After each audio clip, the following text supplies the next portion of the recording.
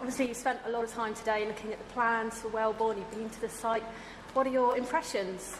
Well, I think it's a very exciting and inspiring project. It's great to see the level of ambition and the determination to create somewhere really beautiful that works as a community, not to just think of it as how do we build a few more houses, but actually how do we create somewhere that is a beautiful place, that has places for people to work, that has schools, that has open spaces. And I just really wish everybody here all the luck in the world, and I'll do everything I can to support and make the case in government. Well, that was going to be one of my next questions, actually. What will you feed back to the Prime Minister about today?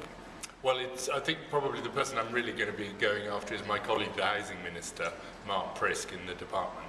And just to say that I think this is exactly the kind of project we should be supporting. Obviously, there isn't a lot of money around at the moment, and there are many bids for it, so I can't make any promises, but I will certainly be going back and saying that, to my mind, this is exactly the kind of project that we want to encourage people to do, and that could be a great example for other areas. Okay, and this is a big project for Fareham Borough Council, obviously. How do you think we're doing? Are we on track with everything? I mean, I'm not an expert. There are other experts, but it seems to me that all of the right things are being thought about. How you get the infrastructure funded and in place in advance of when the pressure comes on it. How do you bring people along? I love the way that you've used the e-panel to consult with people and get their preferences registered early.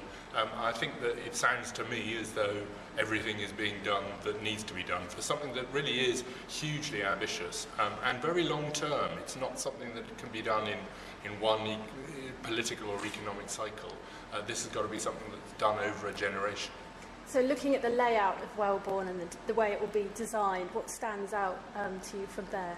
What I really like is the way that it responds to the surroundings. So the way that there's going to be a section up towards the north of the site near the forest that is itself a bit more, has more trees in it, a bit more wooded.